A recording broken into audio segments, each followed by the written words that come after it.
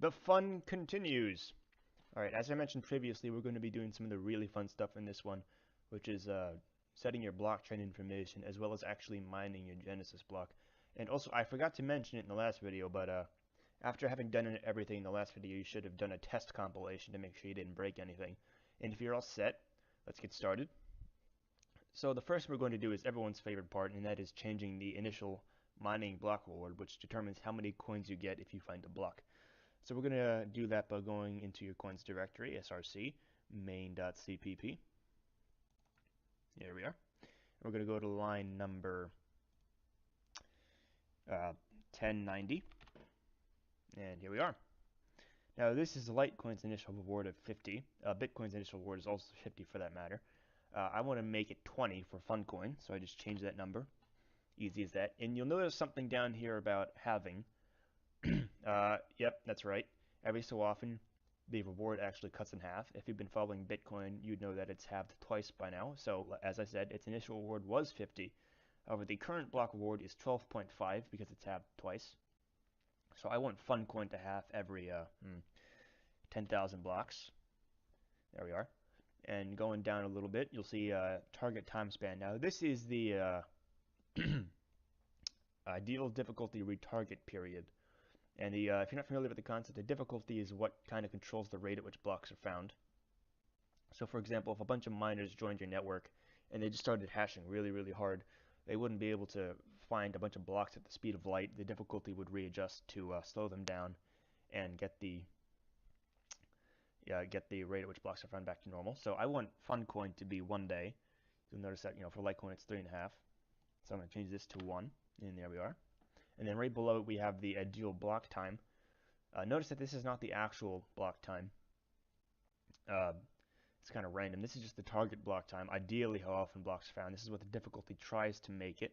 So for Litecoin, it's 2.5 minutes. For Bitcoin, it's 10, if you were wondering. For Funcoin, I want it to be 5 minutes. And these comments are a little confusing, but I'm going to leave them. So that's it for main.cpp.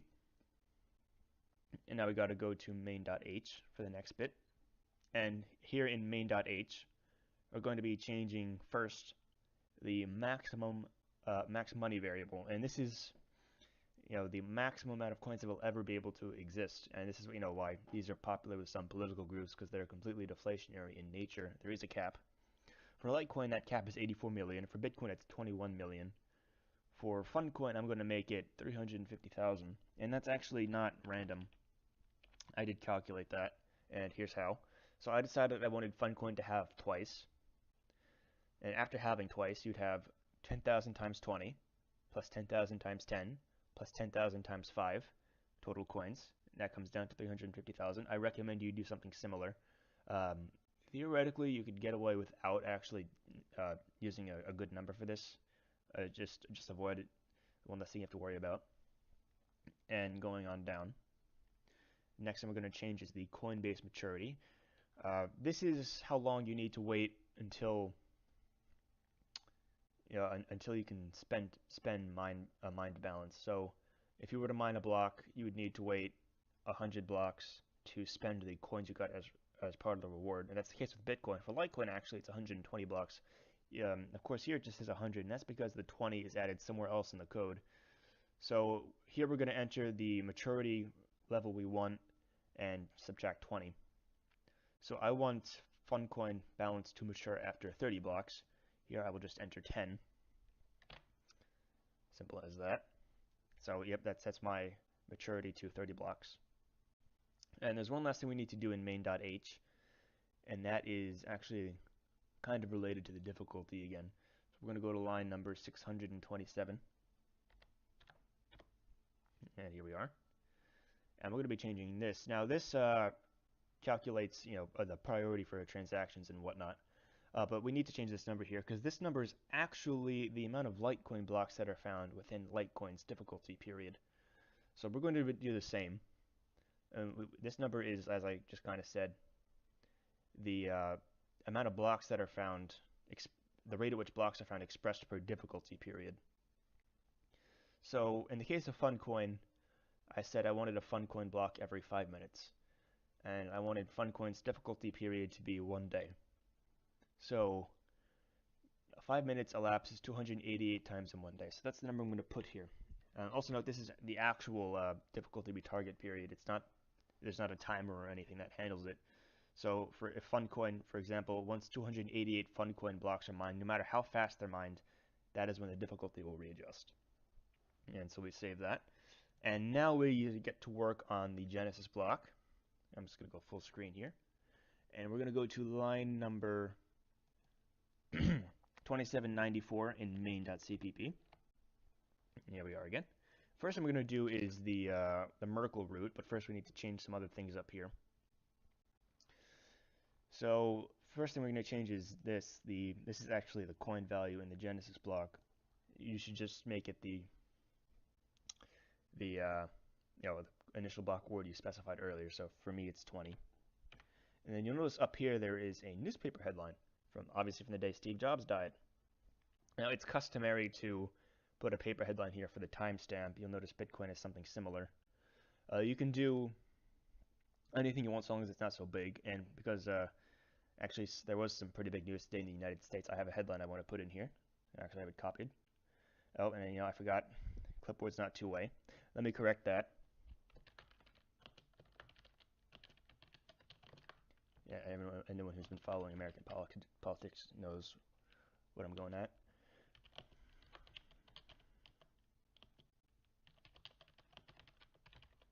And there we are. So I'm going to save that. Always save. Now, the last thing we need to enter before we do our Merkle root is the Genesis time. So there's 2 times here, one for the mainnet and one for the testnet, and these are epic times. And an epic time is the amount of seconds that have passed between now and January 1st, 1970. And these timestamps correspond to when Litecoin's Genesis blocks were made, roughly. So we're going to get an epic time of our own. We're going to use the terminal to get it. So in the terminal, if you enter date plus %s, it'll spit out the current epic time. So I'm going to take this, copy it. I'm going to use this as my testnet time. And I'm going to paste it. I'm going to go back. I'm going to do it again. And this one will be my mainnet time. I'm going to copy it. And we're going to paste it. And there we go. The time's all handled. So also for good measure, let's actually delete our Merkle root. Or the hash of the Merkle root anyway. Delete it. And save. And now we actually have to compile our coin because we're going to run it. We're going to use the debug feature of this thing to get the Merkle root we need, because it's got a handy little feature. It will spit out a valid Merkle root. Well, hash of a Merkle root. There's the difference. So I'm going to navigate to my coins directory. Oh, the SRC actually. And I'm going to compile. There we are. And off to the races. I will cut the video and resume when it's done compiling, because as you know, it takes a short while to compile. Now that compilation has finished, we can go ahead and get our Merkle hash. So we do that by running our coin. If you'll remember, the command line executable is your coin with a D at the end, so I just do funcoind and run, and immediately it will spit out an assertion: aborted, core dumped. If you develop C++, this error message probably haunts your nightmares. But anyway, this is good because now we can go pluck our Merkle hash from the debug file, and we can find it by going to the coin's data directory. So we go to our home directory and use the glorious shortcut Control-H. This shows us all the hidden files and folders here. And the data directory is just called .yourcoin. For me, it's .funcoin. Go here. And the debug log, I open it. And this is it. This is what we want. This is the valid Merkle hash right here, this last one. So I'm going to copy this. And I'm going to go back to main.cpp, and I'm going to paste it right over here. And save. Excellent. Now the Merkle hash is good. Now it's time to get on, or move on to the Genesis blocks themselves. So let's go. We're actually going to need to insert some code to do this because, as you might guess, the code to actually mine the Litecoin Genesis block was removed a little while ago because you don't need to mine the Genesis block twice.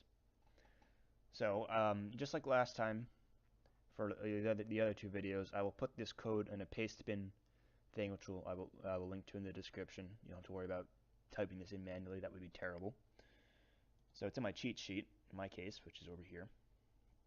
And here is the code. So I'm going to copy all of this. Gotta make sure I get all of it. And good, got all of it. Copy. And go back to main.cpp. And right below this if statement over here with testnet, I'm just going to paste it. And paste it.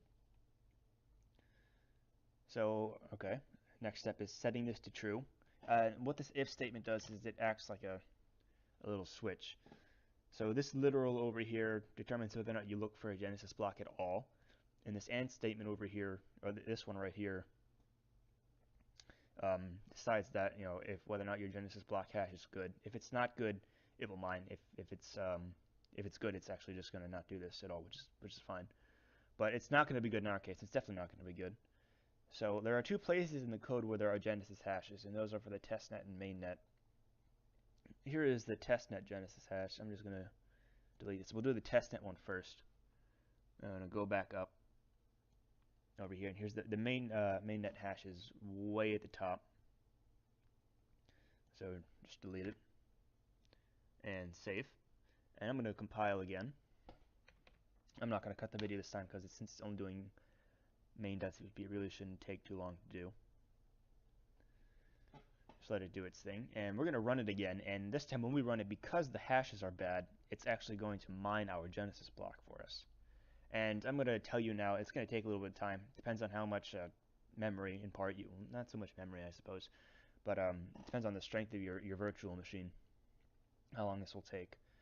It could take anywhere from, say, 10 minutes to an hour. So just be ready for that. We're going to do testnet first. And we do that by running it again. And to do testnet, just add the testnet flag like that. And it's actually mining the testnet block right now. It doesn't look like it's doing anything, but I promise you it is. And when it's found it, it's going to spit out an assertion just like it did with the Merkle hash. So I'm going to cut the video while it does that, and I will resume when I find my testnet hash. And there's my assertion. So we're going to get the Genesis block information the same way we got the Merkle hash. We're going to use the debug log. Actually, it's actually in a different debug log this time. There's one specifically for the testnet. And if we go into our data directory, the folder called testnet3, you can find it here.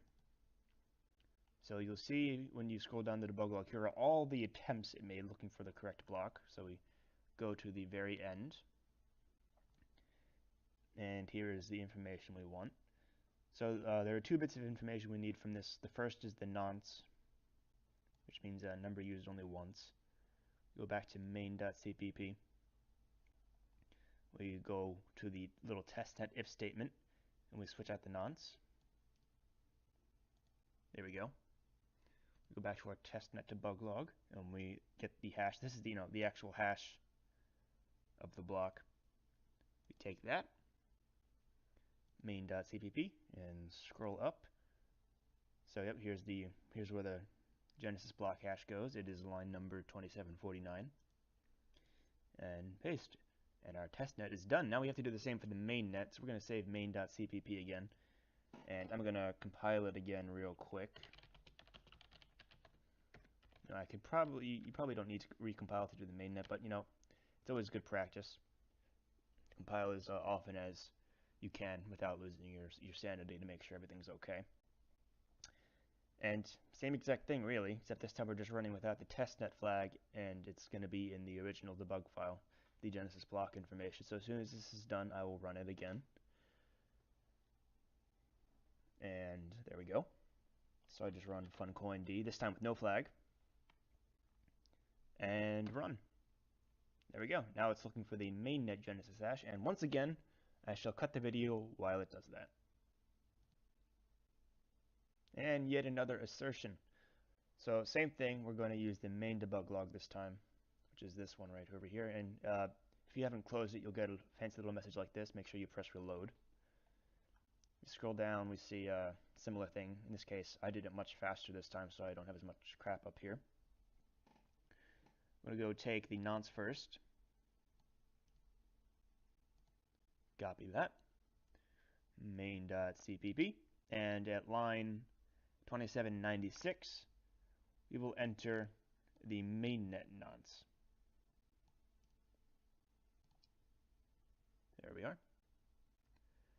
And also real quick, we're going to set this to false because we don't want any other Genesis blocks being mined, or alternatively, you could remove the Genesis block code completely, either or. We go and we get the Genesis hash. Oh, this is, be careful with the same name. This is, I just went into the testnet debug log, the mainnet debug log. There we go. And we go to line number, I think it's 38. Yep, 38. Here it is. And we paste in our hash. Excellent. Now the hashes are all set. There's one more thing we need to do, and that is actually change the checkpoints. So I'm going to clean this up real quick. Okay, so we're going to go to src, navigate back to coins data directory, src checkpoints.cpp. And you'll notice some fancy looking things right over here. Now these are checkpoint blocks for the Litecoin network, and checkpoints are sort of, they're like a defense against some sort of brute force attack. But obviously, since these are for Litecoin, they're not going to work with ours. So we're going to erase them, and we're going to erase all but the first one. And you'll see why in just a moment. This is for the mainnet. Right below it, there's another one for the testnet. So our first checkpoint is going to be the Genesis block. So this right here is the block height. The Genesis block height is 0. And this is the Genesis block hash, or just the hash of the checkpoint block, which in our case is the Genesis block. I still have it in my clipboard. So there we go. And then there's the stuff over here. This is the timestamp of the last checkpoint block, which is your Genesis time. So I go back to main.cpp. I gotta go all the way back down. So my favorite line, 2794. Get the mainnet time. Copy. And put it right over here, where it'll be nice and comfortable. And the next one is the total number of transactions between the Genesis and last checkpoint. Well, for us that's easy. The Genesis is the last checkpoint, so this is just going to be 0. And so the estimated number of transactions per day after checkpoint, you don't have to be, you don't have to have a really, really good guess here. I'm going to guess, well, I don't know, 1.0. That ought to work. And then right below it, we do the testnet one next. So same exact thing. Go and get your testnet time. Checkpoints. Testnet time. I probably should have done this first, but yeah, it's, like I said, same thing. So the block height for the testnet Genesis is 0. We get our testnet Genesis hash, which is just right up here, line number 2749 to be exact. And copy the hash.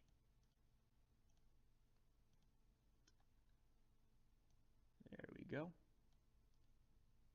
And paste. And same thing down here, so I already did the time. Total number of transactions is once again 0, and I can put in the same estimate for the transactions per day, 1.0, and save. And there we go. So I'm gonna actually compile this again real quick. Actually, no, we're gonna do something fun, and we're gonna compile the graphical interface now, just because we can, and it's this is going to be pretty fun for most, because instead of looking at this all rather abstractly from the command line, you're going to get to see your coin in action pretty visually. So to do the GUI, you go to the main directory, so not necessarily the main directory, and first you type in qmake. And you'll get something ugly like that. Don't worry, that's supposed to happen. And you just simply type in make. and then it starts compiling everything with graphical resources included. So for like the 88th time this video, I'm going to cut it while it does this because, you know, it takes a while to compile. Yay, compiled yet again. And now for the moment of truth. Now, if you type ls in this directory, you'll notice that a new file was added. Funcoin Qt, in your case, whatever you named your coin, Qt. And that's actually the graphical version of the coin. So we're going to launch the testnet version. Same thing with the command line interface, add the testnet flag. And here we go. You can see it.